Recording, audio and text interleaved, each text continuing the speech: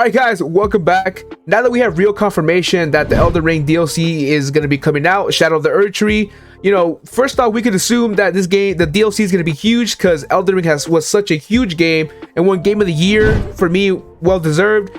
It has jumped into many people's top lists for favorite games, including myself. So yeah, we know it's going to be a huge DLC.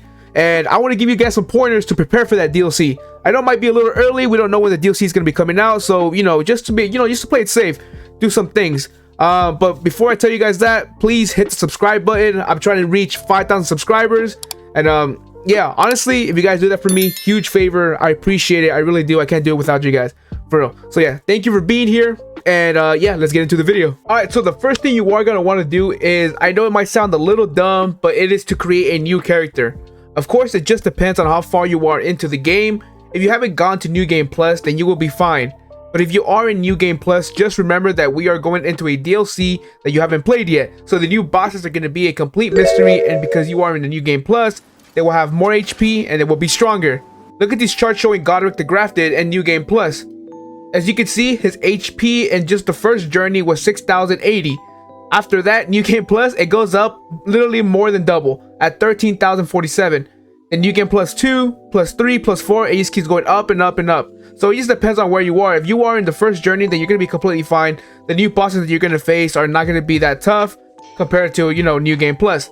As well as Renala that we see here as well. Same thing. Her HP was at 3,493 the first journey. New Game Plus was 5,319, and it just keeps going up and up and up and up. So that's how it's going to be, you know, if you are in New Game Plus. If you want, you know, if you are up for the challenge, then go ahead, by all means, use your character for the new DLC. But if you do want to make a new character, this leads me to my number 2, which is Rune Farms. Okay, so obviously, if you make a new character, it is going to be a low level. So the best way to make it into a high level, simple, is to use Rune Farms.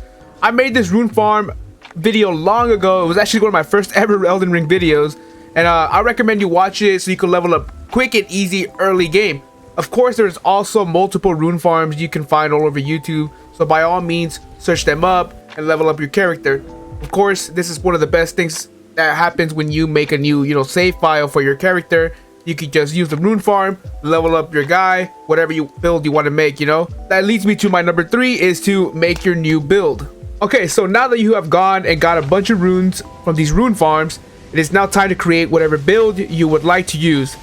Obviously, just build one that you feel comfortable with. There's a bunch on YouTube. I've made some myself. My personal favorite is the blood build that I made with the scavenger curved swords. Honestly, they are amazing. They're one of my favorite weapons in the game, and I still think blood, you know, the blood build, they are still amazing with seppuku, all that stuff. I still think it's OP.